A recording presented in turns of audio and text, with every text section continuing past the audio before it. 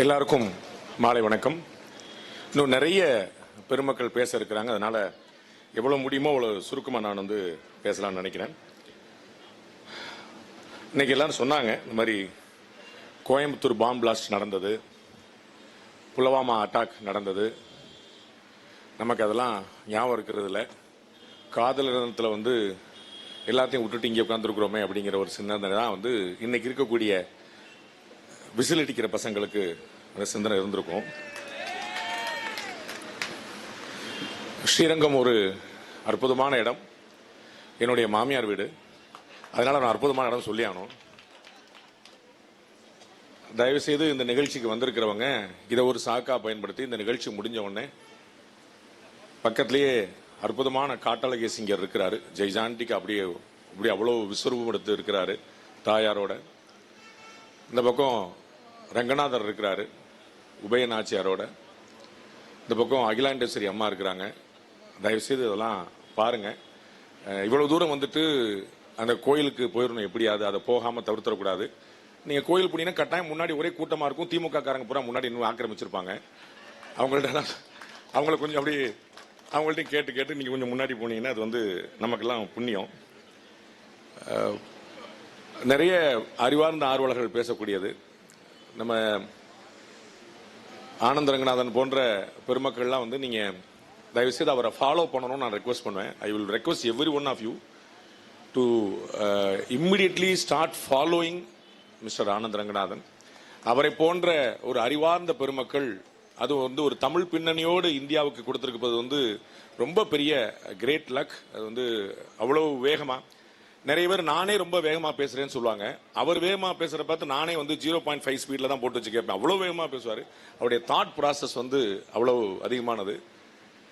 நிறைய சந்தர்ப்பத்தில் பிஜேபி எல்லாம் திட்டுவாரு. அவர் அதெல்லாம் அதான் அவருடைய நியூட்ரலிட்டிக்கான ஒரு அடையாளம் வச்சுக்கோங்க. அவ்வளவு பெரிய படிப்பாளி, அவ்வளவு பெரிய அறிவாளி, நிறைய விஷயங்களை ரொம்ப ஸ்ட்ராங்கா ஆணித்தரமா சொல்லக்கூடியவர். நீங்க பார்த்திருப்பீங்க, என் அக்கா கஸ்தூரி, அவங்க மிஸ் மெட்ராஸா இருந்தபோது நான் 3ஆம் கிளாஸ் படிச்சுட்டு இருந்தேன்.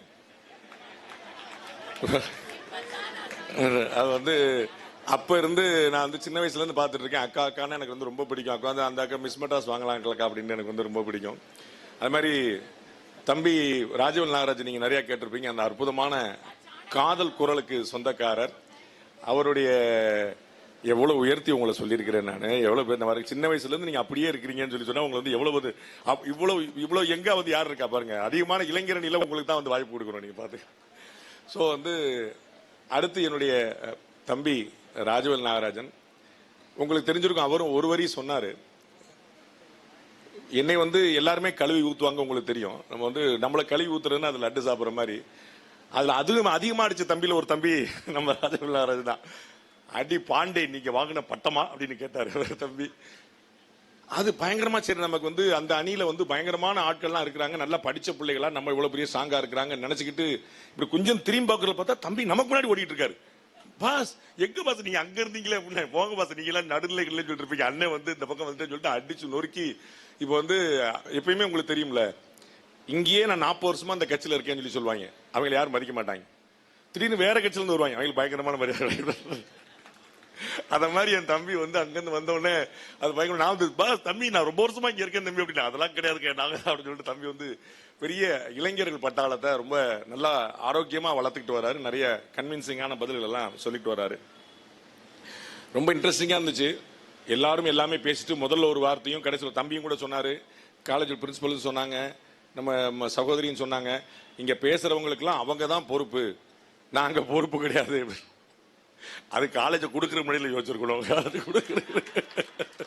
அது ஆளுகளை பூரா கூட்டு வந்துக்கிட்டு அப்புறம் நாங்க பொறுப்பு கிடையாது, பூரா லைவ்ல போயிட்டு இருக்கு. நானும் சொல்லிடுறேன், நான் பேசுறதுக்குலாம் நான் பொறுப்பு கிடையாது, யாரோ பொறுப்பு, யாரோ மைக்ல பேசுறாங்க, அது தெரியாது. நான் கொஞ்சம் மயங்கி இருந்தேன் சார், எனக்கு தெரியல, நான் பேசலதான் வேற யாரோ பேசியிருப்பாங்க நான் சொல்லிட்டு போயிடுறேன். அந்த மாதிரி அண்ணன் தலைவர், மாநில தலைவர் நயினார் பேசுறதுக்கும் அவர் பொறுப்புல வேற யாரோ பொறுப்பு சொல்லி இருந்திருக்கலாம். ட்ரெண்டிங்ல போயிட்டு இருக்கு ஃபுல்லா. நம்ம என்ன செய்யணும், what we have to do அப்படின்னு எனக்கு தலைப்பு கொடுத்துருக்காங்க.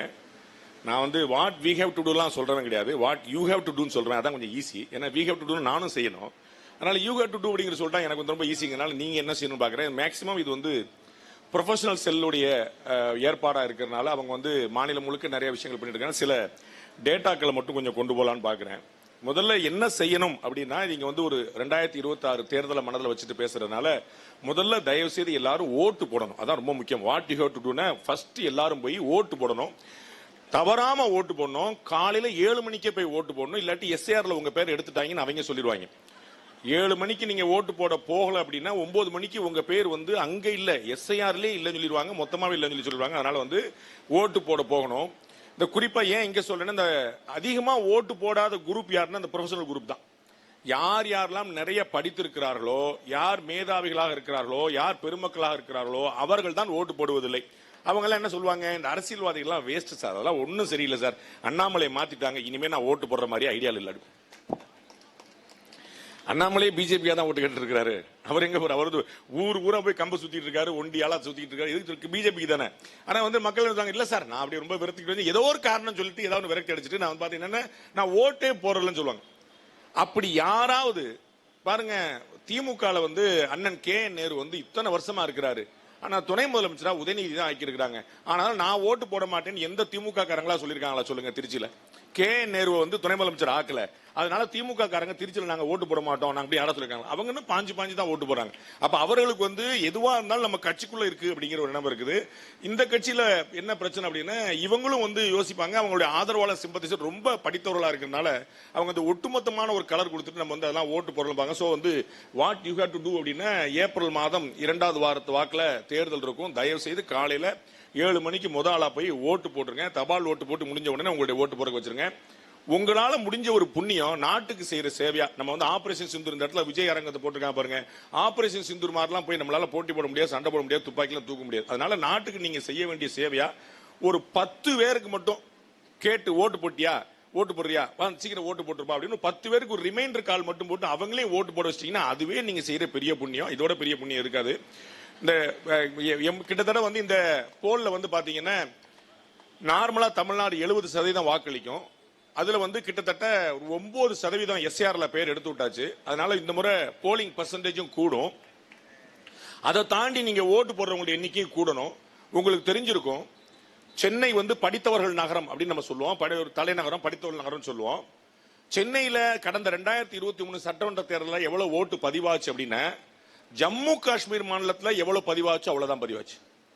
ஜம்மு காஷ்மீர் மாநிலத்துடைய வாக்கு பதிவு சதவீதமும் சென்னை பெருமாநகராட்சி மாவட்டத்துடைய வாக்கு சதவீதம் ஒன்னா இருக்குன்னு பாத்துங்க. அப்ப எவ்வளவு, ஆனா கரூர்லயும் தர்மபுரியிலையும் பாத்தீங்கன்னா ஓட்டு சதவீதம் 80% போய் நிக்குது. படித்தவர்கள் அதிகமாக இருக்கக்கூடிய 50ல இருந்து 55% நிக்குது. அப்ப முதல்ல இந்த ப்ரொஃபஷனல்கள் செய்ய வேண்டிய விஷயம் என்ன அப்படின்னா, ஆடிட் பண்றேன், அக்கௌண்ட்ஸ் பண்றேன், டாக்டரா இருக்கேன், இன்ஜினியரா இருக்கேங்கிறதெல்லாம் தாண்டி முதல்ல இந்த நாட்டுடைய குடிமகனா இருக்கேன்னு போய் முதல்ல ஓட்டு போடணும். ஓட்டு போடுறதுக்கான ஏற்பாடு பண்ணணும். குறைஞ்சபட்சம் ஒரு 10 பேரையாவது வந்து ஓட்டு போடுறதுக்கு கூட்டு போகணும். அடுத்த விஷயம் பாத்தீங்கன்னா, இந்த அலையன்ஸ்ல, அதாவது என்டிஏ அலையன்ஸ்ல, பிஜேபி ஏடிஎம்கே அலையன்ஸ்ல வந்து எவ்வளவு வேணுமோ அவ்வளவு அடிச்சுக்கிட்டு எல்லாம் ரத்த விளார ஆகி எல்லாம் முடிஞ்சு செட்டில் ஆயாச்சு. எல்லாம் அமைதி ஆயிட்டாங்க. ரைட்டுப்பா, எல்லாம் சண்டை போட்டா முடிஞ்சு வச்சு இப்பெல்லாம் அடுத்த படம் ஆரம்பிச்சு வாங்க எல்லாம் ஒற்றுமையா இருப்போம்னு கிளம்பியாச்சு. இப்பதான் அங்க சண்டே ஆரம்பிச்சிருக்காங்க. இவங்க வந்து 2 வருஷம் முன்னாடியே போட்டு டயர்ட் ஆயிட்டாங்க. 2024 சண்டே எல்லாம் போட்டு முடிச்சு இப்ப செட்டில் ஆயிட்டு நம்ம எல்லாரும் யோசிச்சாங்க, பிஜேபி ஏடிஎம்கே எதுக்குப்பா இவ்வளவு சீக்கிரம் 2025 ஏப்ரல் 2026 ஏப்ரல்ல வரப்போற தேர்தலுக்கு 2025 ஏப்ரல் ஏன்பா செட்டில் ஆனீங்க அப்படின்னா, நம்ம வந்து அவ்வளவு அடி அடிச்சிருக்கோம் பரஸ்பரமா, அது பூரா செட்டில் ஆகணும் அப்படிங்கறக்கா 1 வருஷம் முன்னாடி அந்த காயம்லாம் ஆறி வடுவெல்லாம் மறைஞ்சு இப்ப வந்து சரியா போச்சு. இப்பதான் இந்த பக்கம் வந்து திமுக காங்கிரஸ் கூட்டணியில அடிதடியே ஆரம்பிச்சிருக்குது. நான் போல மலை போல நம்பி இருக்கிறது மாணிக்கம் தாக்கூரை தான். அவர் வந்து உங்களை விட ரொம்ப சின்சியரா இருக்கிறாரு. அவர் வந்து I have to compliment him. அவர் தான் மலை போல நம்பி இருக்கிறேன். அவர் வந்து விடவே மாட்டேன்றாரு. தமிழக முதலமைச்சர் வந்து இந்த பக்கம் அவர் சொல்றாரு, கூட்டணி ஆட்சி எல்லாம் ஒத்து வராது அப்படின்னு சொன்னது யாருங்க? தமிழக முதலமைச்சர். இந்த பக்கம் ஒரு ட்வீட் போடுறாரு, எது ஒத்து வரும் எது ஒத்து வராங்க மக்கள் முடிவு பண்ணுவாங்க. அடடா அடடா அடடா, இது பிரமாதமா இருக்கு. நாங்க எங்களுடைய உரிமையை தான் கேட்கிறோம். நேத்து அமைச்சர் ராஜகண்ணப்பன் பேசுறாரு, காங்கிரஸ் கட்சியில இருக்கிறதே 1-2 பேர் தான், 67க்கு அப்புறம் ஆட்சிக்கே வந்தது கிடையாது. அது சொன்னா கோவம் வேற போடுறாங்க அப்படின்னு ராஜகண்ணப்பன் திமுக அமைச்சர் வந்து சொல்ல, இதை சொன்னா கோவம் வேற போடுறாங்க அப்படின்னு. உடனே அதை கட் பண்ணி அண்ணன் மாணிக்க தாக்கர், ஊடகங்கள் பூரா வேலையை செய்யறதில்ல, எல்லா வேலையும் இப்போதைக்கு மாணிக்க தாக்கர் தான் பண்றாரு. ராஜவேல் நாகராஜன் கஸ்தூரியோட கவலையெல்லாம் தீர்த்து வைக்கிறது வந்து மாணிக்க தாக்கூர் தான். அவர் உடனே கட் பண்ணி எடுத்து நியூஸ் 18 தமிழ்நாட்டில் வந்து அதை கட் பண்ணி எடுத்து போட்டுட்டு நாங்க ஒன்னும் எதுவும் பங்கு கேட்கல, எங்களுடைய உரிமையை தான் கேட்கிறோம். நீங்க 177 போட்டிட்டு 130 தானே ஜெயிச்சீங்க, நீங்க தோத்த இடத்துல தான் கேட்கிறோம். என்ன சிந்தனை, என்ன சிந்தனை, இந்த மாதிரி ஒண்ணு யோசிக்கவே முடியல. நீங்க உங்க ஸ்ட்ரைக்கிங் ரேட் என்னப்பா? நாங்க 25 வாங்கினோம், 18 ஜெயிச்சோம். நீங்க 180 போட்டிட்டு 130 ஜெயிச்சீங்க. யார் அதிகமா ஜெயிச்சிருக்கா? அப்ப நீங்க தோத்த இடங்களை கொடுங்க அப்படின்றாங்க. இப்ப யார் தோக்குறீங்களோ அவங்களுக்கு ஒரு போட்டி போல தெரியுது, எனக்கு தெரியல. இந்த சண்டை சுமூகமா முடிஞ்சிடும். அதுல ஒண்ணு குழப்பம்ல. நம்ம பயங்கரமா மல்லு கட்டி மான்கராத்தை எல்லாம் போட்டுட்டு அப்படியே விஜய் கூட போயிருவாங்க போல தெரிஞ்சு திரும்பி ஒண்ணு சேர்ந்துருவாங்க. எனக்கு காங்கிரஸுக்கு 20 வருஷமா கூட இருக்கிறாங்க. நீங்க சில வீட்டுல பொண்டாட்டி புருஷனுக்கு சண்டையை பார்த்தா அநேகமா சாயந்தரம் டைவர்ஸ் ஆயிரு நினைப்பீங்க, ஆசரவே மாட்டாங்க. அதுக்கப்புறம் 2 பேரும் மூசு உட்காந்துருப்பாங்க. அவன் வீட்டுக்காரன் பயங்கர கோவத்துல உட்காந்துருப்பான். வீட்டம்மா சொல்லுந்தா அந்த காஃபியை கொண்டாது கூடு அப்படிமா. அவர் காஃபி என் பொண்டாட்டி தெரியும், கோமா இருந்தாலும் காஃபி சாப்பிட்டா சாந்தமான தெரியும்.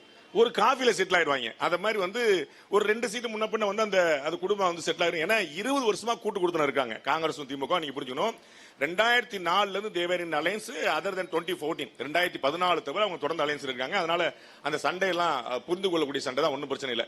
ஆனா என்ன அப்படின்னா, திரு நேரு, திரு ஐ பெரியசாமி, திரு ராஜ கண்ணப்பன் இது போன்ற அமைச்சர்கள் எல்லாம் நம்ம புரிஞ்சுக்கணும். அவங்க எல்லாம் சும்மா ஆட்கள். உங்களுக்கு தெரியும், திரு நேரு அவர்கள் துரை வைகோவை கண்ணீர் விட்டு கதற விட்டவர். இங்கே மேடையில துரை வைகோ அவர்கள் கண்ணீர் விட்டு நான் சொந்த சின்னத்துல தான் போட்டிடுவேன்னு அடம்பிடிச்சு அவரே கதற விட்டவர் திரு நேரு அவர்கள். சோ எலெக்ஷன்ல நிக்கும் போது அவங்களுக்குள்ள கெமிஸ்ட்ரி எப்படி ஒர்க் ஆகுதுங்கிற நம்ம பார்க்கணும். அப்கோர்ஸ் நம்ம திண்டுக்கல்ல, திருச்சியில, மதுரையில இது மாதிரியான ஒரு பெரிய சவால்கள் காத்திருக்குன்னு பார்க்கலாம். நண்பர்களே, சில புள்ளி விவரங்கள் மட்டும் சொல்ல விரும்புறேன். அது என்னுடைய குக்கப் ஸ்டோரி கிடையாது. நீங்க எல்லாமே திரு ராகவன் அவர்கள் சொன்னது போல நீங்க எல்லாமே நீங்க ஏஐ மூலமாகவோ கூகுள் மூலமாகவோ நீங்க பார்த்து தெரிஞ்சுக்கலாம். திராவிட முன்னேற்ற கழக கூட்டணி அவர்கள் பெறக்கூடிய வாக்குகள் தொடர்ந்து குறைந்து கொண்டே வருகின்றன. இது கேட்கறதுக்கு உங்களுக்கு ரொம்ப ஆச்சரியமா இருக்கும். என்ன சார் நீங்க கன்சிக்யூட்டிவ் விக்டரி தொடர்ந்து வெற்றி பெற்றுக்கிட்டே வர்றாங்க அப்படின்னு. அது ஒரு உண்மை, மறுக்கிறதுல. அதோடைய மறுபக்கம் ஒண்ணு இருக்குது. என்னன்னா, இந்த கூட்டணி தொடர்ந்து எண்ணிக்கையில் டோட்டல் போல்ட் ஓட்ஸ்ல அவர்கள் செக்யூர் பண்ணக்கூடிய ஓட்டுகள் 2019 இருந்து 2021 கம்மி, 2021 இருந்து 2024 கம்மி, தொடர்ந்து குறைந்து கொண்டே வருகிறது அப்படிங்கறத பார்க்கணும். 2019 அவங்க ஏடிஎம்கே ஆட்சி இருக்கும்போது, மக்களவை தேர்தல் நடந்த போது 2.27 கோடி வாக்குகள் டிஎம்கே அலையன்ஸ் வாங்குச்சு. 2.25 கோடி, 2.25 கோடி ஓட்டு அவங்க வாங்கினாங்க. 53% மொத்த போல்ட் ஓட்ஸ்ல 53%.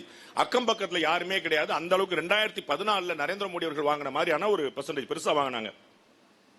ஏடிஎம்கே அலையன்ஸ் கிட்டத்தட்ட சரிபாதியாக 1.3 கோடி ஓட்டு தான் வாங்குச்சு. 2019 31% தான் வேணாங்க. 2021 அசம்பிளில நல்லா யோசிக்கணும். 2019 அது பார்லிமெண்ட் எலெக்ஷன், மக்களவைக்கான தேர்தல். அது பாரத பிரதமர் நரேந்திர மோடி 2வது முறை வர்றதுக்கான தேர்தல். அப்ப அந்த இடத்துல டிஎம்கே அலையன்ஸ் அதிகமா வாங்கிச்சுன்னா 2021 திமுக அலையன்ஸுக்கு ஆட்சிக்கு வரணும். அப்ப அதிமுக அலையன்ஸ் பிடிக்கலங்கிற சிந்தனை இருக்கணும். அப்ப திமுக கூட்டணி இன்னமும் அதிகமான வாக்குகளை பெற்றிருக்கணும். ஆனா என்ன நடந்துச்சு பாத்தீங்கன்னா, 2021 2.9 கோடி வாக்குகள், 2019 2.27 கோடி, 2.25 கோடி வாக்கு வாங்கினவங்க 2021 2 கோடி வாக்குகள் தான் வாங்குறாங்க. 25 லட்சம் ஓட்டுகள் திமுக அலையன்ஸுக்கு 2021 சட்டமன்ற தேர்தலில் குறையுது. அதை நீங்க முக்கியமா கவனிக்கணும். வேற ஏடிஎம்கே ஓட்டு பாத்தீங்கன்னா அப்படியே கொஞ்சமா கூடி அது 45% டிஎம்கே அலையன்ஸ் இருந்துச்சு, 53 45 மாறிச்சு. ஏடிஎம்கே அலையன்ஸ் 40% ஏறுது. 1.83 கோடி, 1.30 கோடி வாங்கியிருந்தாங்க, 1.80 கோடி வாங்கினாங்க. 50 லட்சம் ஓட்டு ஏடிஎம்கே அலையன்ஸுக்கு கூடுது, 25 லட்சம் ஓட்டு டிஎம்கே அலையன்ஸுக்கு குறையுது. 2019க்கும் 2021க்கும் நடுவில். 2024 மக்களவை தேர்தல். அப்ப முக்கியமா கவனிக்க வேண்டிய 2024 மக்களவை தேர்தல் கவனிக்க வேண்டியிருக்குன்னா, 2023 செப்டம்பர் மாசமே இந்த 1000 ரூபாய் கொடுக்க ஆரம்பிச்சிட்டாங்க. செப்டம்பர் மாசம் 2023 1000 ரூபாய் கொடுக்க ஆரம்பிச்சிட்டாங்க. இப்ப எல்லாருக்கும் பீதி என்ன, 5000 ரூபாய் கொடுத்துட்டாங்களே என்ன ஆகும்? எல்லாருக்கும் பீதி தான். சார் என்ன சார் 5000? நான் சொன்னேன் 5000 நீங்க பிரம்மாஸ்திரம் நினைச்சுக்கிட்டு இருக்கீங்க. பிரம்மாஸ்திரங்கிறது கடைசி அஸ்திரம். இந்த 5000 ரூபாய் கடைசி அஸ்திரம் இல்லைன்னு இன்னும் ஏகப்பட்ட வச்சுட்டு இருக்காங்க. அப்ப இது முக்கியமா கவனிக்க வேண்டிய பாயிண்ட் என்னன்னா, செப்டம்பர் 2023 இருந்து 1000 ரூபாய் கொடுக்க ஆரம்பிச்சிட்டாங்க. மாசத்துடைய நடுவுல தான் கொடுத்தாங்க, 14-15 தேதி வாக்குல கொடுத்தாங்க. அப்ப 7 மாசம் ஆளுக்கு 1000 ரூபாய் வாங்கிட்டாங்க. 1,19,00,000 பேர் செப்டம்பர், அக்டோபர், நவம்பர், டிசம்பர், ஜனவரி, பிப்ரவரி, மார்ச், ஏப்ரல்ல போலிங். சோ 7 மாதம் தலா 1000 ரூபாய் மக்கள் 1,19,00,000 மக்கள் வாங்கிட்டாங்க. அப்ப என்ன நடந்திருக்கணுங்க? 1,19,00,000 பெண்கள் சரிங்களா, அவங்க வாங்கிட்டாங்க 1000 ரூபாய். ஒரு வீட்டுக்கு 4 ஓட்டு ஆவரேஜ் வச்சுக்கோங்க. 4 பேரும் போட வேண்டாம், ஓவரா போயிடும். 5 கோடி 4.5 கோடி ஓட்டு அவ்வளவு. ஆனா வாங்கின 1000 ரூபாய் வாங்கின அந்த மனைவியும் அவர் கூட அந்த 1000 ரூபாய் காசை பத்திரமா டாஸ்மாக் கொண்டு போய் கொடுக்கக்கூடிய அந்த இன்னொருத்தரும் அந்த 2 பேர் மட்டும் வந்து ஓட்டு போட்டிருந்தா 2,30,00,000 ஓட்டு வாங்கியிருக்கணும். 1,19,00,000 பேர் வாங்கி இருக்கிறாங்க. இவர்கள் 2 பேர் மட்டும், ஒரு குடும்பத்தில் ஒரு கணவன் ஒரு மனைவி 2 பேர் மட்டுமே வாக்களித்திருந்தால் 2,36,00,000 வாக்களை 2024 மக்களை தேர்தல் திமுக வாங்கி இருக்கணும். ஆனால் வாங்கியது என்ன அப்படின்னு பாத்தீங்கன்னா 2 கோடி வாக்குகள் மட்டும்தான். ஓவராலாவே 2 கோடி வாக்குகள் வாங்க. அவங்களுடைய வாக்குகள் வந்து தொடர்ந்து குறைஞ்சிக்கிட்டே வருது பாக்குறோம். இன்னும் சொல்ல போனா முந்தைய 2019 விட 21 விட 5 லட்சம் வாக்குகள் வந்து குறைஞ்சு போச்சு, இன்னும் குறைஞ்சு போச்சு. அப்ப ஆளுக்கு 1000 ரூபாய் வாங்கினவர்கள் வாக்களித்தார்களா, அவருடைய குடும்பத்தினர் வாக்களித்தார்களா? இல்லை அப்படிங்கிறது ரொம்ப தெளிவா இருக்கு. என்ன காரணம்? நம்ம மக்கள் எல்லாம் ரொம்ப தெளிவாயிட்டான். கேப்டன் விஜயகாந்த் அவருடைய புண்ணியத்துல 2006 வந்து திரு கேப்டன் விஜயகாந்த் அவர்கள் முதல் தேர்தலை சந்தித்த போது இந்த ஓட்டுக்கு பணம் கொடுக்கறாங்கன்னு வந்தோடனே அவர் தான் முதல்ல அந்த கூச்சத்தை போக்குனவர். ஏன்னா முன்னாடி நமக்கு ஓட்டுக்கு காசு வாங்கினா நம்மால் கூச்சப்படுவோம். கை நீட்டி காசு வாங்கிட்டேன் சார், நான் ஓட்டு போட்டேன் சார், எப்படி தான் செய்யறது தெரியுமா? 2 பேர்ட்டையும் காசு வாங்கினு நினைச்சுவான். எங்க வீட்டுல 4 ஓட்டு சார், நாங்க 2 ஓட்டு வந்து ரெட்டலைக்கு போறோம், 2 ஓட்டு உதயசூர் போறோம் சார், ரொம்ப நியாயமா இருப்பான். விஜயகாந்த் அவர்கள் வந்த பிறகுதான் அவன் கொடுக்குறேன் பூரா அவன் காசு கொடுக்கல, அது பூரா ஓன் காசு, எல்லார்ட்டையும் வாங்கிட்டு எனக்கு ஓட்டு போடுனார். இது ரொம்ப நல்லா இருக்கே அப்படின்னு அதுக்கப்புறம் தான் அவங்க ரொம்ப ஹாப்பி ஆகி இது ரொம்ப நல்லா இருக்கேன்னு சொல்லிட்டு என்ன செஞ்சாங்க, எல்லார்ட்டையும் வாங்கிட்டு யாருக்கு வேணுமோ அவங்களுக்கு ஓட்டு போட ஆரம்பிச்சாங்க. ஆர்கே நகர்ல நடந்த சம்பவங்க என்கிட்ட வந்து அந்த கட்சிக்காரங்க சொன்னாங்க. ஆர்கே நகர்ல ஒவ்வொரு வீடா பணம் டிஸ்ட்ரிபியூட் பண்ணிட்டே வர்றாங்க. ஒரு வீட்லயே கிரில் கேட்லயே அந்த கட்சியோட சின்னம் போட்டிருக்கு, ஒரு கட்சியோட சின்னம் போட்டிருக்கு. அந்த கட்சியோட சின்னம் போட்டிருக்கே, நமக்கு ஓட்டு போட மாட்டாங்கன்னு அந்த வீட்டுக்கு காசு கொடுக்கல, அடுத்த வீட்டுக்கு தாண்டி போயிட்டாங்க. காலையில 11 மணிக்கு அந்த தேர்தல், அந்த கட்சியுடைய தேர்தல் பணிமனை அலுவலகத்துக்கு ஒரு அம்மா வருது, எனக்கு காசு வரல அப்படின்னு. இல்ல பாத்துட்டு இல்ல நாங்க நேற்று 2 மணிக்கு நடு சாமத்துல கொண்டு கொடுத்துட்டோமே. இல்ல எங்க வீட்டுக்கு காசு வரல. அப்படி அவங்க அட்ரஸ் சொல்லுங்க, பேர் சொல்லுங்க. அப்படி பார்த்தா ஏமா நீங்க அந்த கட்சியில, நாங்க வேற கட்சிமா. அந்த அம்மா கேக்குது, அப்ப வேற கட்சியில கொடுக்க மாட்டியா? இல்லம்மா உங்க வீட்டு கிரில் கேட்லயே போடுச்சு, அப்ப கொடுக்க மாட்டேன்னு சொல்லு, வாங்கிட்டு போயிருமா இந்த ஆளு கொடுத்து. அடுத்த கட்சிக்காரன் வீட்டு கிரில் கேட்ல போட்டு வச்சிருக்கான், ஓட்டு போட மாட்டான், காசை சப்ஜாடா வாங்கிட்டு போறான், உரிமை தொகை சப்ஜாடா வாங்கிட்டு போறான். அப்ப என்ன ஆகி போச்சுன்னா ஓட்டு போட முடியாது, ஆனா நாங்க காசு வாங்கிக்கிறோம். இவ்வளவு பெரிய கிளாரிட்டிக்கு வந்துட்டாங்க. எனக்கு என்ன கவலைன்னா இந்த 5000 ரூபாய் வந்து இப்ப தமிழக முதலமைச்சர் வேற ஒரு நல்ல எண்ணத்துல போட்டார். அவர் என்ன போடுறாரு, 3 மாசத்துக்கு வந்து நம்ம வந்து அட்வான்ஸா போட்டுருவோம், எலெக்ஷன்ல ஏதாவது பஞ்சாயத்து பண்ணிட்டு திடீர்னு எலெக்ஷன் கமிஷன் ஏதாவது ரோசப்பட்டு ஏதாவது செஞ்சிருச்சு, சீமானுக்கு சின்னத்தை முடக்கிற மாதிரி ஏதாவது செஞ்சிருச்சு என்ன செய்யுது அப்படின்னு சொல்லிட்டு சரி நம்ம வந்து முன்னாடியே கொடுத்துருவோம், அப்புறம் இன்னும் 2000 எக்ஸ்ட்ரா போட்டு கொடுப்போம், சம்மர் வருதுன்னு கண்டுபிடிச்சார் தமிழக முதலமைச்சர். நம்ம ஏப்ரல் மார்ச் ஏப்ரல் சம்மர் இல்லங்க அப்படின்னு அதுக்கு ஒரு 2000 ரூபாய் சேர்த்து போடுன்னு போட்டாரு. நம்ம மக்கள் எப்படிப்பட்டவங்கன்னா வாங்கின அன்னைக்கு ஹாப்பியா இருப்பான்.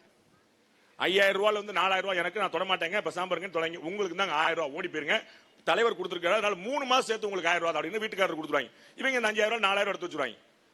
அடுத்த மாசம் 17ஆம் தேதி காசு உழாது, மார்ச் மாசம் காசு உழாது. ஏன்? அதுக்குதான் சேர்த்து இப்பயே கொடுத்தாச்சு. ஏப்ரல் மாசம் காசு விழாது. நம்மால் 2 மாசமா என்ன தமிழக முதலமைச்சர் காசே போடலன்னு கேட்பான். உங்களுக்கு புரியுங்களா? பாஸ் உங்களுக்கு அட்வான்ஸா போட்டாச்சு, அது அட்வான்ஸ், ஃபைனல் பேமெண்ட் எங்க அப்படிமா. உங்களுக்கு புரியுங்களா? எனக்கு அந்த பயம் வந்துருச்சு, நம்ம ஆளை பத்தி தெரியாம இருக்கே தமிழக முதலமைச்சருக்கு, அது தனியா இருக்கட்டும், இங்க சொல்லுங்க சார் அப்படின்ட்டு அவனுக்கு மார்ச்ல வரணும். புரியுங்களா? முன்னாடி வந்து ஏப்ரல்ல வரணும். அது என்ன கணக்கு? நீங்க முன்னாடி கொடுத்தீங்க, அது வேற கணக்கு, அது போன வாய், இது என்ன இப்படிமா. உங்களுக்கு புரியுங்களா? அந்த கணக்கு தான் எனக்கு தமிழக முதலமைச்சர் இப்படி கணக்கு போட்ட. சரி அவர் நிறைய அஸ்திரங்கள் வச்சிருக்காருன்னு யோசிப்போம். சோ வந்து 2019, 21, 24 3 கன்சிக்யூட்டிவ் தேர்தல்ல திமுக கூட்டணி ஒருங்கிணைந்த கூட்டணியா இருந்தது. கூட்டணி மாறவே இல்லை. வேற 2019, 21, 24 3 தேர்தல 3 கூட்டணி வச்சிருந்த என்டிஏ, 3 தேர்தல 3 என்டிஏ இருந்துச்சு. இப்ப ஒருங்கிணைந்த என்டிஏவா வந்து உட்கார்ந்துருக்கு. அம்மா மக்கள் முன்னேற்ற அண்ணன் டிடிவி வரைக்கும் உள்ள உட்கார்ந்தாச்சு, எல்லாரும் வந்து உட்கார்ந்துச்சு. ஒருத்தரோட பாக்கிட்டார். அண்ணன் ஓபிஎஸ் ஒரே ஒரு எம்பி இருந்தார், அந்த எம்பி ஏடிஎம்கே ஜாயின் பண்ணிட்டார். அப்ப அது ஒருங்கிணைந்த ஏடிஎம்கே சொன்னாங்க. உண்மையில ஒருங்கிணைந்த ஏடிஎம்கே வந்துருச்சு, ஒருங்கிணைந்த என்டிஏ வந்துருச்சு. எல்லாரும் அமளியில் போட்டு எங்க அண்ணன் அண்ணாமலை அவர்கள் நேத்து வரைக்கும் வந்து நியூஸ் 18 தொலைக்காட்சி விவாதத்தில் சண்டை போட்டுட்டு எடப்பாடி பழனிசாமி ஜி அவர் தான் வந்து முதலமைச்சர் போறான்ட்டார்.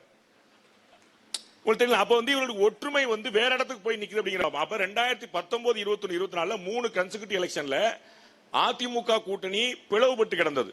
இப்ப ஒருங்கிணைஞ்சிருக்கு. ஒருங்கிணைஞ்சிருந்த திமுக கூட்டணி இப்ப சண்டை விட ஆரம்பிச்சிருக்கு.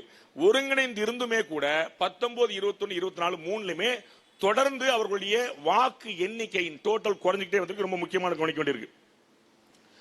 இப்ப கடைசியா நீங்க பாத்தீங்கன்னா இந்த ஓட்டு டிஃபரன்ஸ் வந்து என்டி அலையன்ஸுக்கும் டிஎம்கே அலையன்ஸுக்கும் வந்து 20 லட்சம் ஓட்டு டிஃபரன்ஸ் இருக்கு. 20 lakh votes in டோட்டல். போலான ஓட்டுல ரெண்டு கட்சிக்குமான வித்தியாசம் 20 லட்சம் ஓட்டு. அதாவது 10 அசம்பிளி தொகுதிகளுடைய வாக்கு. நம்ம வந்து 234 தொகுதியில நார்மலா ஒரு தொகுதியில 2.25 லட்சம் ஓட்டு இருக்குன்னு வச்சீங்கன்னா 10 அசம்பிளி தொகுதியுடைய வாக்கு தான் ஒட்டுமொத்தமா வித்தியாசம் இருக்கு. சோ ஒரு 5%, ஒரு 5% டிஃபரன்ஸ் வந்து நீங்க மேட்ச் பண்ணிட்டீங்க அப்படின்னா உங்களுக்கு வந்து ஒரு தைரியம் வந்துடலாம், நம்பிக்கை வந்துடலாம். ஒரு 5% மேட்ச் வந்து பண்ண வேண்டி இருக்கும். ஏன்னா நீங்கள் நினைக்கிற மாதிரி இந்த எலெக்ஷன் வந்து ஒரு கேக் வாக்கா இருக்க போறது இல்ல. எல்லாத்தையும் மேல இருக்கிற பாத்துக்குவாரு, மேல இருக்கிற பாத்துக்குவாரு அப்படின்னா இன்னைக்கு கால திரு அமித்ஷா இங்க வந்திருந்தார். உங்க ஊருக்கு இங்க வந்துட்டு அப்புறம் காரைக்கால் போனார். அமித்ஷா பெரிய கெட்டிக்காரப்பா. அவர் இருக்கிற நமக்கு ஒரு பையன் கிடையாது, ஒரு பிரச்சனை கிடையாது. சரி, அவர் என்ன செய்வார்? ஊரா தொண்டை தண்ணி வைத்து அவரும் பாரத பிரதமரும் வந்து அவ்வளவுதான் பிரச்சாரம் பண்றாங்க. நீங்க என்ன செய்ய போறீங்க? அந்த கேள்வி பதில் ஒண்ணுமில்ல. அப்ப அவர்கள் வந்து ஒரு முகமாக இருந்து கட்சியை வளர்க்கறதுக்கு, நாட்டை காப்பாற்றுறதுக்கான வேலையில பண்ணிட்டு இருக்காங்க. நீங்கள் அவர்களுடைய கைகளும் கால்களுமாக இருந்து தமிழ்நாடு முழுக்க நடந்து அவர்கள் பெறக்கூடிய, அவர்களுடைய விரும்பக்கூடிய வாக்குகளை, அந்த பெறக்கூடிய எண்ணங்களை அதை நிறைவேற்றுக்கு நீங்க முயற்சி பண்ணணும். அது இல்லாம மேல இருக்க பார்த்தா மேல இருக்க எப்படி பார்ப்போம், எவ்வளவு பார்க்க முடியும்? அது யோசிக்கணும். ஒரு லிமிட் இருக்குல்ல எல்லாத்துக்குமே. ஒரு அளவுக்கு நல்லா பாத்துக்குங்க. பாரத பிரதமர் நரேந்திர மோடியால நீங்க என்ன செய்ய முடியுமோ அதை ஆம்பிளிஃபை தான் பண்ண முடியும். அக்கா, தம்பி, சகோதரர் எல்லாருமே ரொம்ப வருத்தப்பட்டாங்க. மீடியா வந்து சப்போர்ட்டே இல்ல, மீடியா சப்போர்ட்டே இல்ல. மீடியா சொந்தமா பண்றதுலாம் அது தனி கதை வச்சுங்க, அது வேற ஒரு டிபேட், அதை நம்ம அப்புறம் பேசுவோம். மீடியா என்ன செய்யும் யோசிங்க. நீங்க மீடியா வந்து இந்த மைக் மாதிரிங்க. நான் தனியா பேசினா 4 பேர் கேட்கும், அதை 4000 பேர் கேட்க வைக்கிறதுக்கு இந்த மைக். அதுதான் மீடியா பண்ற. நீங்க பேசுறத ஆம்பிளிஃபை பண்ணி சொல்லும், அவ்வளவுதான் மீடியா. நீங்க பேசினா தானே, நீங்க எதுவுமே பேசாம இருந்து மீடியா வந்து உங்களை சப்போர்ட் பண்ணு சொன்னா, மீடியா அடிச்ச போது யார் போனீங்க? மீடியா அடி வாங்குச்சு, நியூஸ் தமிழ்ல வந்து அடி வாங்கினாங்க, யார் போனீங்க? அப்ப நான் ஒரு ட்வீட்டை போட்டு போயிருவீங்க. அப்ப வந்து யார் வருவாங்கிற கேள்வி. அப்ப யூ ஹேவ் டு ஆக்ட் அப்படிங்கிற ஞாபகம். நீங்கள் ஆக்ட் பண்ணாமல், நீங்க செயல்படாம வெற்றிங்கிற சாத்தியம் இல்ல. தேர்தல் என்பது வேடிக்கை பார்ப்பவர்களின் விளையாட்டு அல்ல. தேர்தல் என்பது வேடிக்கை பார்ப்பவர்களின் விளையாட்டு அல்ல. எப்படி அகில இந்திய அளவில் பாஜக தேர்தலில் மாஸ்டரோ, அதற்கு சற்றும் சளைக்காமல் தமிழ்நாட்டில் திமுக தேர்தலில் மாஸ்டர் என்பதை உணருங்கள், புரிந்து கொள்ளுங்கள் தயவுசெய்து. அவங்க எலெக்ஷன்ல மாஸ்டர்ஸ் அவங்க. அப்ப நீங்க அவ்வளவு சுலபமா நீங்க போட்டு போற போக்கெல்லாம் அடிச்சு போயிட முடியாது. அவங்கள்ட்ட இன்னும் நிறைய ஆயுதங்கள் இருக்குன்னு புரிஞ்சுக்கணும். அப்ப ஒரு 20 லட்சம் ஓட்டு கூட தேவைப்படுது, ஒரு 5% ஓட்டு கூட தேவைப்படுது. ரொம்ப அதிகமா இல்ல. 234 தொகுதி, 20 லட்சம் ஓட்டு தேவைப்படுது. ஒரு தொகுதிக்கு 10,000 ஓட்டு கூட நீங்க செக்யூர் பண்ண முடிஞ்சதுன்னா உங்களுக்கான வாய்ப்புகள் அதிகமா இருக்கு. ஒரு தொகுதிக்கு 10,000 ஓட்டு எக்ஸ்ட்ராவா கொஞ்சம் போக்கஸ் பண்ணி வேலை பார்க்கணும். இந்த இடத்துல விஜய் ஃபேக்டர் அப்படின்னு ஒன்னு இருக்குது, அதை நம்ம புரிஞ்சுக்கணும். விஜய் ஃபேக்டர் வந்து இதற்கு முன்னாடி இல்லாத ஒரு பெரிய ஃபேக்டர். அது வந்து மத்தவங்க எல்லாம் வந்து 5% போயிட்டாங்க, இவர் வந்து 10-15க்கு மேல வருவார் அப்படின்னு எல்லாரும் எதிர்பார்க்கிறாங்க. அதுல உங்களுக்கான ஆறுதல் செய்தி என்ன அப்படின்னா, விஜய் ஒரு 18% ஓட்டு வாங்குவாருன்னா 8% உங்க ஓட்டு எடுத்துருவாரு, 10% அவங்க ஓட்டு எடுத்துருவாரு. சோ அப்படியுமே பாத்தீங்கன்னா லாபத்துல தான் உங்களுக்கு நட்டம். சோ 18% ஓனானா 10% அங்க ஓட்டு வாங்கிடுவாரு, 8% உங்களுக்கு ஓட்டு வாங்கி எல்லா பக்கமும் அந்த பாதிப்பு இருக்கும். உங்களை விட திமுகவுக்கு அதிகமான பாதிப்பு இருக்கும் நம்ம நம்பலாம். அதனால வந்து அது ஒரு பெரிய ஆச்சரியம் இல்ல. அதுவும் வந்து ஒரு சேம் ரிசல்ட் தான். நீங்க வந்து அதனால வந்து என்ன ஆகுமோன்னு கவலைப்பட வேண்டியதில்லை. மூணாவதா, இந்த 5% வாக்குகளை நிறைவு செய்யறதுக்கு என்ன வாய்ப்பு இருக்குன்னு யோசிச்சீங்கன்னா, இந்த ஆன்டி இன்கம்பன்சி அப்படிங்கிறது ஒண்ணு இருக்கு. நமக்கு வந்து அதிருப்தி அலைன்னு ஒண்ணு ஓடிட்டு இருக்கு. அது வந்து எல்லாருக்குமே இருக்கும். பாரத பிரதமர் நரேந்திர மோடியுடைய ஆட்சியிலே 2024 மக்கள் தேர்தலை பார்த்தோம். தனியா பெரும்பான்மை ஆட்சி அமைக்க முடியாம அவங்க வந்து 240 சீட்டு தான் பாஜக தனியா வந்து பார்த்தோம். இந்த 10 வருஷம் ஆட்சிங்கனால ஆன்டி இன்கம்பன்சி எல்லாருக்குமே இருக்கும். பாரத பிரதமர் நரேந்திர மோடிக்கே இருக்கும்போது திமுக ஆட்சி கேரண்டியா இருக்கும். அதுக்கு ஒரு 2% போகுது அப்படின்னு வச்சுக்கோங்க. விஜய் அவர்களுக்கு வந்து ஒரு 2% இங்க இருந்து எக்ஸ்ட்ரா போகுது அப்படின்னு வச்சுக்கோங்க. அவர் வந்து டிஎம்கே இருந்து ஒரு எக்ஸ்ட்ரா 2% எடுக்கிறான்னு வச்சுக்கோங்க. எஸ்ஐஆர்ல போனதுல இருந்து ஒரு கள்ள ஓட்டு ஒரு 1% போயிருச்சு வச்சுக்கோங்க. அதுலயும் பாத்தீங்கன்னா ஒரு 5% டிஃபரன்ஸ் வந்துருது. சோ அந்த 5% குறைஞ்சா கூட திரும்பவும் திமுக கூட்டணிக்கும் அதிமுக கூட்டணிக்கும் ஓட்டு வந்து நியூட்ரலைஸ் ஆகி நிக்கும். அப்பயும் நீங்க அப்பர் ஹேண்ட் எடுக்க முடியாது. அதுக்கு ஒரு பெரிய சிரமத்தை பண்ண, அதுக்கு உழைக்கணும் பாத்துங்க. அப்ப 5.5 கோடி வாக்காளர்கள் இன்னைக்கு இருக்கிறாங்க. ஒட்டுமொத்தமா தமிழ் 6.2 கோடி இருந்துச்சு. எஸ்ஐஆர் பிறகு 5.5 கோடி வாக்காளர் இருக்கிறாங்க. ஒரு தொகுதிக்கு சராசரியா 2.25 லட்சம் வாக்காளர்கள் வந்து வாக்குப்பதிவு செய்வாங்க. ஒரு தொகுதிக்கு 80% போல் ஆச்சுன்னா 1.90 லட்சம் வாக்காளர்கள், 1,90,000 வாக்காளர்கள் வந்து ஒரு தொகுதியில் வாக்களிப்பாங்க. 1,90,000 வாக்காளர்கள் ஒரு தொகுதியில் மொத்தமா வாக்களிப்பாங்க. 80% போல் ஆச்சுன்னா அதுல நீங்க சாதாரண 1 லட்சம் ஓட்டு வாங்க முடிஞ்சதுன்னா வெற்றியை பெற முடியும். ஏன்னா அண்ணன் சீமான் அவர்கள் வந்து கட்டாயமா ஒரு 8-10% எடுப்பாரு, விஜய் அவர்கள் வந்து ஒரு 10% எடுப்பாரு. அப்ப நீங்க இந்த கூட்டணி வெற்றி பெறணும் விரும்பக்கூடியவர்கள் 1 லட்சம் வாக்குகளை உத்தரவாதமா உங்களுடைய தொகுதியில பெற முடியும்னு 234 தொகுதியில நீங்க பிளான் பண்ணீங்கன்னா வெற்றிக்கான உத்தரவாதம் அதிகமா இருக்கிறது. அதுல தெரிந்து கொள்ள வேண்டியது 1 லட்சம் வாக்குகள் வந்து யாருமே பாக்கெட்ல வச்சுட்டு நீங்க கேப்பீங்க கொடுப்போன்னு வச்சிருக்க மாட்டாங்க. நிறைய பெரிய சிக்கல் என்ன, வாக்களிக்க விரும்புபவர்கள் கூட வரமாட்டார்கள். அப்ப அவர்களை கொண்டு வந்து எலெக்ஷன்ல உங்களுக்கு தெரியும்ல, நம்ம வந்து திருமங்கலம் ஃபார்முலா நீங்க கேள்விப்பட்டிருப்பீங்க. திருமங்கலம் ஃபார்முலாங்கிற காசு கொடுக்கறதுங்கிறது செகண்டரி, அது வேற விஷயம். அந்த மெட்ரலைஸ் பண்ணது மைக்ரோ மேனேஜ்மெண்ட், கடைசி வாக்காளர் வரை கொண்டு வந்து உட்கார வச்சுட்டு அவனை வாக்களிக்க வைப்பது, அது ரொம்ப முக்கியமான விஷயம். அந்த மாதிரி எலெக்ஷன் இன்ஜினியரிங் அப்படிங்கிறது ஒண்ணு பண்ணி நடந்தீங்கன்னா ஒரு தொகுதிக்கு 1 லட்சம் வாக்குகள் வாங்கினால் உத்தரவாதமான வெற்றி. அது கடினமான விஷயம் இல்ல, சுலபமான விஷயம் தான். ஆனால் அது நரேந்திர மோடி கையிலேயோ அமித்ஷா கையிலேயோ இல்லை, தமிழக வாக்காளர்களாகிய உங்கள் கையில் இருக்கிறது. நன்றி, வணக்கம். That is what you have to two.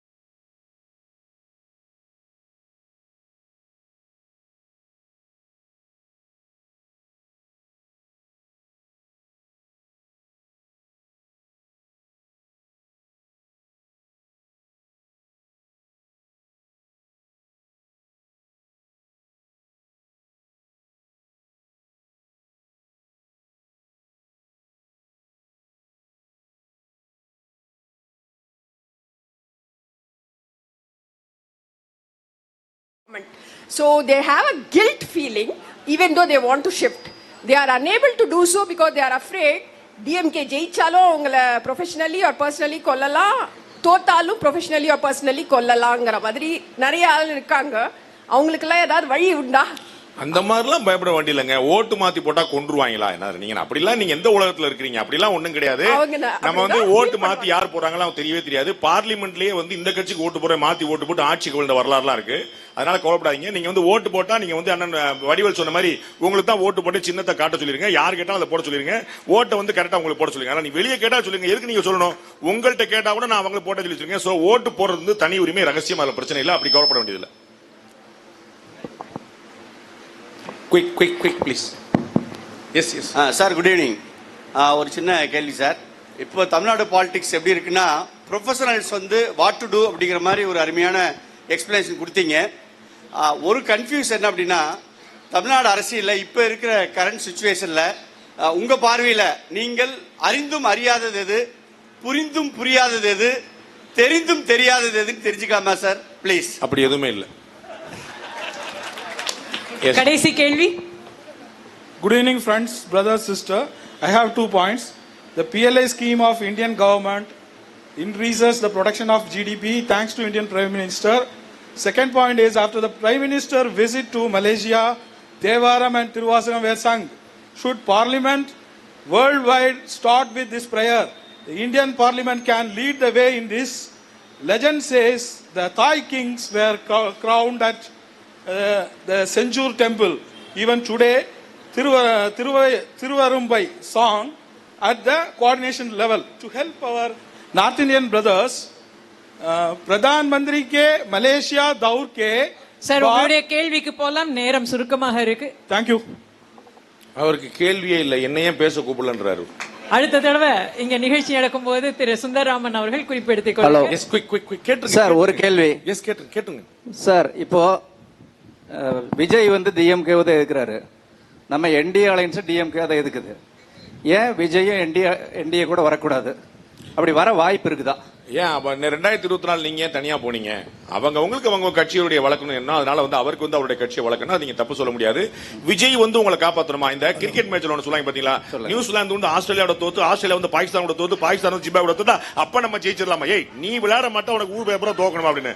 அது விஜய் வர்றாரு வராம போறாரு, அது மேட்டர் இல்ல. நீங்க ஜெயிக்க வைங்க, உங்களுக்கு தேவை என்ன? அது விஜய் ஜெயிக்க வைக்கணும், அப்புறம் அவர் முதலமைச்சர் ஒத்துக்கிறீங்களா? அப்படி இல்ல, அவங்களோட பி டீமான்னு கேட்க கூப்பிட்டோம். பிஜேபியில மாவட்ட தலைவராக இருக்கேன்.